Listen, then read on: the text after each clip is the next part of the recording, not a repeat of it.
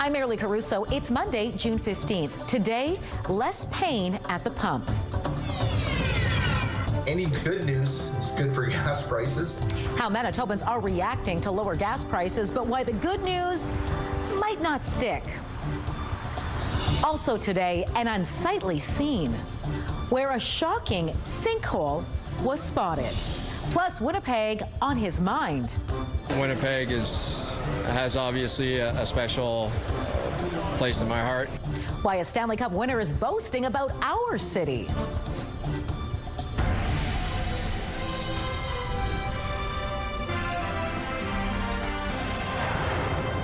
Good afternoon. Thanks for joining us. Global oil prices fell today following news of a tentative deal between Iran and the U.S. to extend their ceasefire and reopen the Strait of Hormuz. As a result, drivers here in Manitoba are feeling a little less pain at the pump. Standing by live to explain is CTV's Taylor Brock. So Taylor, what is the price at the pump tonight? Well, taking a look at the city right now, Marilee, behind us, our cameras captured a few different prices, but we are seeing an average of 160 cents per liter. Now, according to Gas Buddy, Winnipeg's pumps are slightly lower than the Manitoba average of 161.4. Gas in Winnipeg rose 3 cents higher this week compared to last. However, it's nowhere close to last month's average when drivers were paying more than 180 cents per liter. So, for example, if you have a small SUV, last month you were paying about $104 to fill up from empty. Today, that'll cost you $92. Now, because things are getting better doesn't mean it's going to stay that way. So things are quite volatile in terms of the political situation. So if it looks like there is a real enforceable deal and the strait is opened, then I think people could be quite optimistic about gas prices going forward. But as you mentioned, there tends to be an increased demand. In the summer, people tend to drive a little bit more, and so that tends to increase prices a little bit. Now, here's the bad news. It could take months for oil prices to stabilize. Energy experts say companies are waiting to make sure that the peace agreement between the U.S. and Iran actually holds. Taylor, how are drivers reacting to these lower prices? Well, as you'd expect, Marilee, they are happy to see a drop, but some say it's not enough. Some folks we spoke with today were hoping it would go down to last year's average price. So if we were to hop into Doc Brown's DeLorean to fly to 2025, it would cost us $1.25 per liter. CTV's Jeff Keel tells us when we won't have to travel back in time for those pre-war pump prices, coming up at CTV News at 6. All right, looking forward to that. Thanks, Taylor. Winnipeg police need your help tonight identifying a suspect wanted for the sexual assault of a child. And a warning, the details may be disturbing. It happened around 3 a.m. Saturday in the 400 block of Manitoba Avenue. According to officers, a man in a vehicle approached a preteen girl and tempted her to get into his car by promising drugs and alcohol. The girl got in and the suspect drove to a nearby alley. Police say that's when, quote, a serious sexual assault happened to her at knife point. She then fled to a nearby family member's home and police were contacted.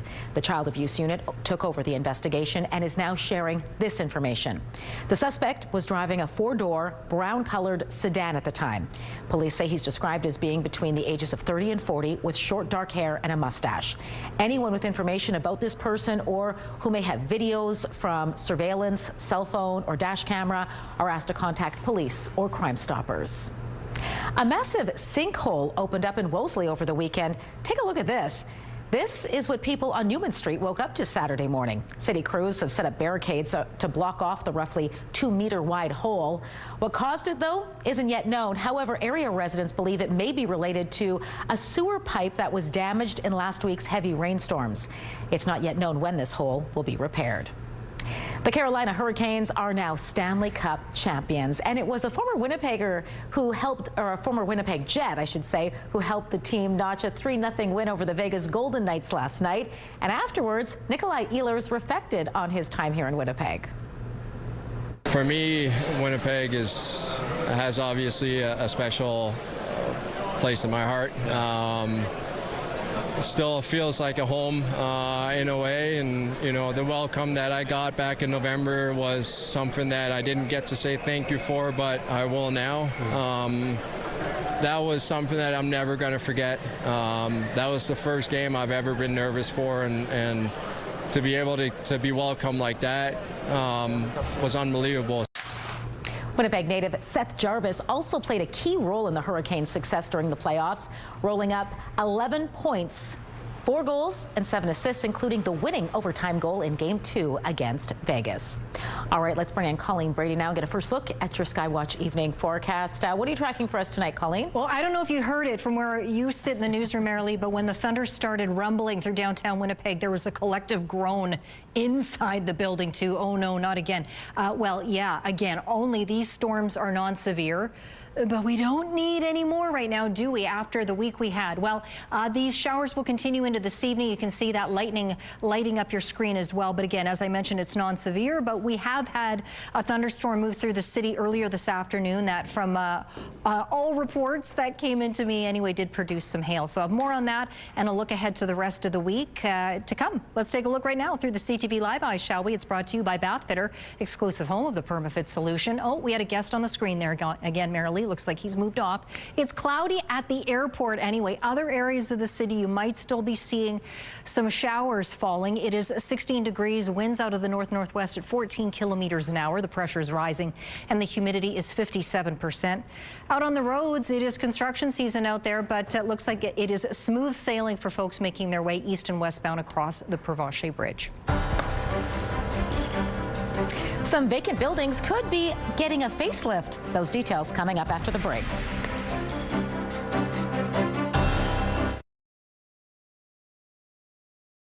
Get Winnipeg's top stories, breaking news alerts, and watch live. Download the CTV News app. Taking a look at the markets, crude oil lost $4. The loonie slipped to 71.52 cents U.S.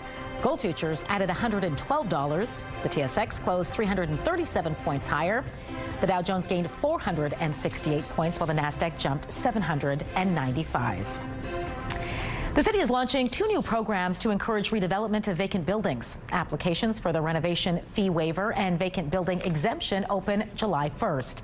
They support eligible property owners who are working to fix or remove vacant buildings by providing a credit toward building fees or an exemption from fees.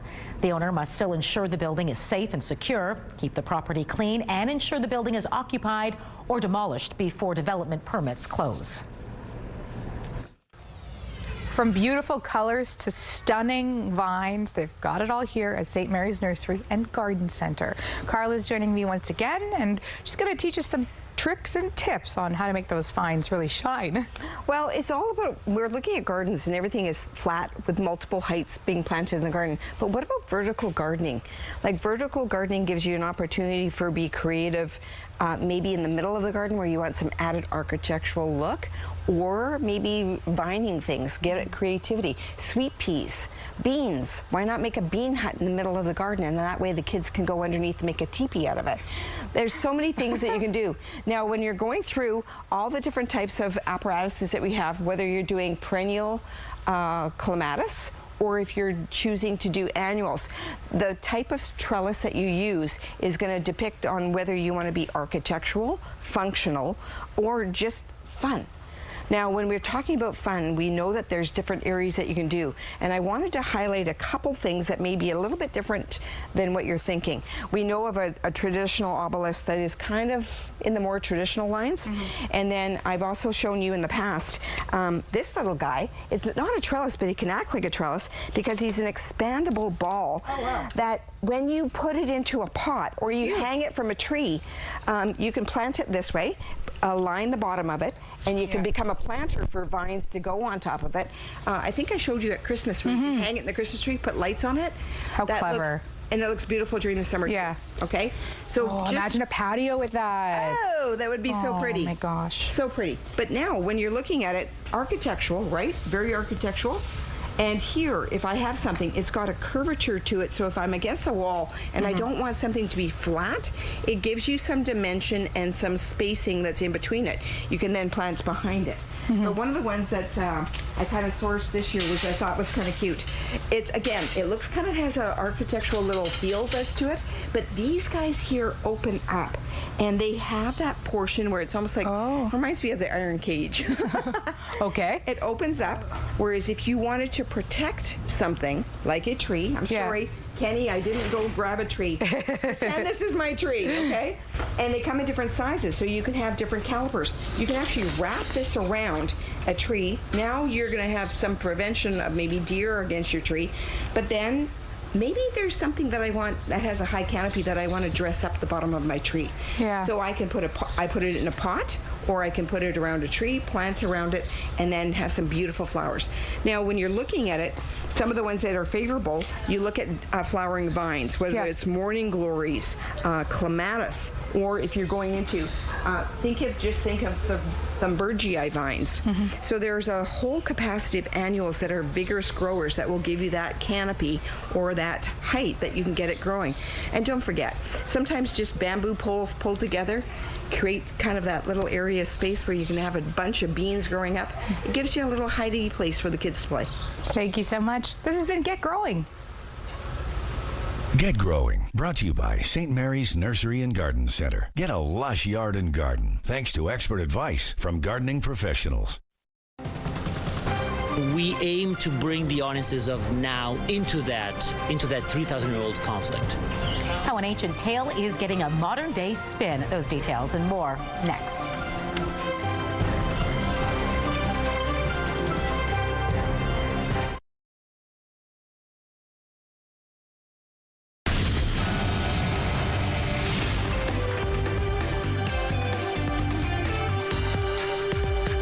Brady is back now for Spotlight, and Shakespeare in the Ruins is bringing the ancient story of the Trojan War into our time. That's right. An Iliad debuts later this week. Fighting on and off, fighting to the wall and back. Greeks win one day, Trojans win the next. It's a one-person show based on the nearly 3,000-year-old story. But in this performance, the story centers on the poet, a nameless and ageless storyteller who recounts the story for a contemporary audience and reflects on the futility of war and humanity's tendency toward violence. So a solo poet plays the whole war, the Trojan War, and also tells the story of the Trojan War and what that means today. It's a modern adaptation, so the language is very disarming, it's very contemporary, and we aim to bring the audiences of now into that 3,000-year-old conflict. Yeah. An Iliad debuts Thursday and runs through July 5th at the Trappist Monastery in St. Norbert. You can find showtimes and tickets by visiting ShakespeareInTheRuins.com. A massive new media deal was announced today. Yes, Fox is acquiring Roku. The deal is valued at $22 billion and expands Fox exposure to streaming. Roku will continue to be run as an open, partner-friendly platform, the companies say, and there appears to be no immediate changes that customers will see. Fox and Roku said that the combined company will become the third largest player in U.S. television by sharing of viewing. The deal will give Fox access to more than 100 million global households, along with the Roku channel and its first-party data.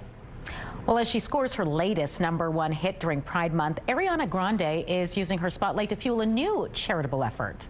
And Hate That I Made You Love Me debuted at the top of several charts, including the Billboard Hot 100.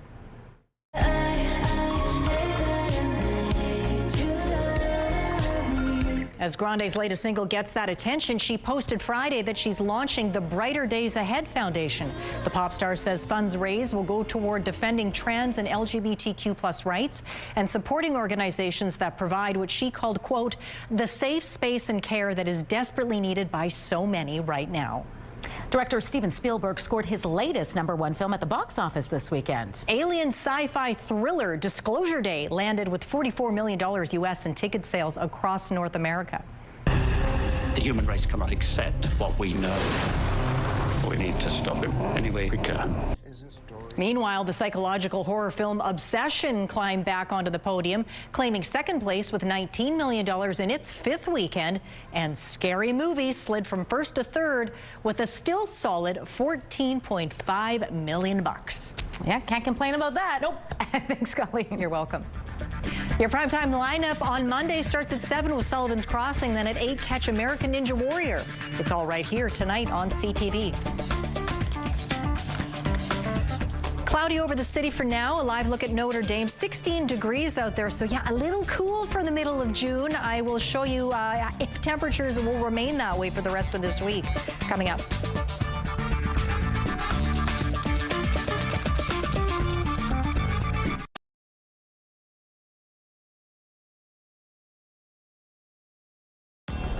Women's clothing provided by RW & Company. Salon services provided by Essentique Spa Salon.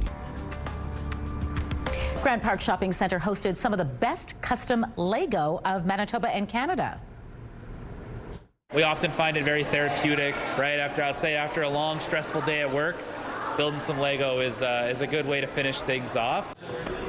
And that therapeutic hobby brings some pretty magnificent pieces. Take a look at this. It's the Royal Bank of Canada building in the Exchange District, all built with Lego.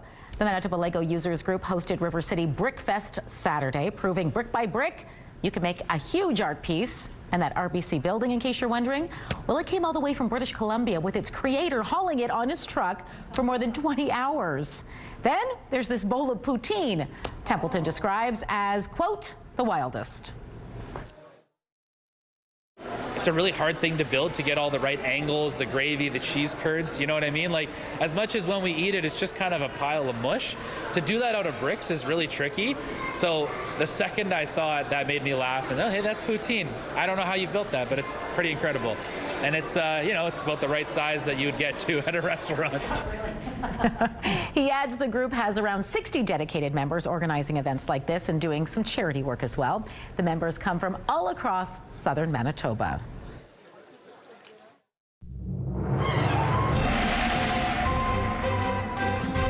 CTV Skywatch weather brought to you by South Beach Casino and Resort. Visit southbeachcasino.ca. All right, Colleen Brady back now with an update on your Skywatch forecast. Still looks like a lot of precipitation on the map behind you. Yeah, I was going to say, though, we do, as you know, have a Lego aficionado on our staff. I don't know if he's seen those pictures, but I'm going to make sure that he does, because, boy, was that impressive. I bet he was there. I bet he was there. Zach, we see you. Yeah, that's right. Yeah, we also see these showers and these thunderstorms firing off in southern Manitoba, more so in the southeast this afternoon. Reason being a southward slumping trough of low pressure coming out of the Hudson Bay area, moving into southern Manitoba. So we've seen these thunderstorms fire off. Now, I mentioned by all accounts there was hail in Winnipeg. It was one account. It was from CTV's Daniel Halmerson, and you'll see why he was outside chasing the story he was chasing a little later on. But he did mention, yeah, there was hail falling amongst the thunderstorms that he experienced out there. And you can see there's still lightning right along the international border. We may be in for more yet, a little further north here in Winnipeg this evening. Further east as well, you see a more narrow line of non-severe thunderstorms making their way through the Fort Francis area, if not just a little bit to the north of that. Now, last week we were talking about that stalled low over northeastern Manitoba. Well, guess what? It's still stuck there, and it's still sending some rain into parts of northern Manitoba, not just strictly into the northeast. It's been a little further to the west of that as well, and you can see it wraps back around further right up to the Saskatchewan border too, and we get into the overnight hours. Meanwhile, that rain affecting us now, or the rain showers really to be more precise, they clear out. Temperatures will drop into the single digits. That's a little chilly for the middle of June, but we'll see those showers continue across parts of the north as we get into Tuesday morning. Meanwhile, down here in the south, we brighten up, we warm up back into the mid-20s, closer to where we ought to be for this time of year for southern Manitoba. Clouds start to creep in a little later on in the day, so cloudier in the afternoon in the southwest. We may see some of those clouds make their way into Winnipeg and the Red River Valley by late tomorrow afternoon, but then you see they sort of break up late tomorrow night. But look at all this rain that comes through. Now, this has changed a little bit from the noon hour. It looked as though this very heavy band of rain was going to miss Manitoba entirely. It may clip you Wednesday morning in the southwest corner of the province, but you can see the bulk of that rain falling on the other side of the international border. But we will likely be dealing with a few more rain showers yet tonight here in Winnipeg. There's the outside chance we could see this a little bit more. Non-severe thunderstorms are possible. 8 is our chilly overnight low. The sky will be pretty clear by that point. North with winds at 20 kilometers an hour for the next few hours, and then they'll switch direction, come more out of the south. They'll ease up. Light southwest winds tomorrow. Mix of sun and cloud with a high of 23 degrees. The normal high for this time of year for the middle of June for the city is closer to 24, so pretty much right there. The UV index for tomorrow, Tuesday, is 7 or high. And then, yeah, we're not going to get those hot temperatures, and you might like that. You might be in that camp that doesn't like the temperatures that get too hot. You're going to enjoy this week then, because there'll be sunshine as well. Wednesday, Thursday, a mix of sun and cloud, highs in the low 20s. And then just 19 on Friday, a bit of a drop-off, mix of sun and cloud with a low chance of showers. Then we brighten up and warm up again in time for the weekend. A mix of sun and cloud both Saturday and Sunday, 23 degrees on Saturday, and then a little bit warmer on Sunday with a high right around 25 degrees, which again is right around where we ought to be for this time of year. Our first weather photo takes us out to Crestview, and a look at that photo there. Beautiful petunias. That photo is from Jerry. And with this dragonfly park right there too. And look at this family. Now, Jennifer said she counted about 5, or not 5, how about 50? Put a 0 on that. Little ones there swimming behind mom out on the pond at Assiniboine Park. Send us your weather photos to Winnipeg Weather at ctv.ca. Skywatch Weather Pick of the Day brought to you by Provivo, Winnipeg's first and only longevity medicine clinic. Redefining health, performance, and aesthetics. Provivo.com. Well, if you think you have an impressive jersey collection, brace yourself, because it probably pales in comparison to this one. Davor and Marco from Croatia own more than 6,000 soccer jerseys combined, not to mention other collectibles like shoes, balls, and gloves. There are some pretty prized pieces in this collection as well, including a game-worn Pele and Maradona jersey. The two friends say their collection is worth as much as $8 million. They have no plans to sell it, but they may open a museum. I think they should. No kidding. A lot of fans would enjoy seeing that. Absolutely. Pretty impressive. All right, that does it for us this hour, but don't go far. We're back at 6 o'clock with much more local news. Hope to see you then.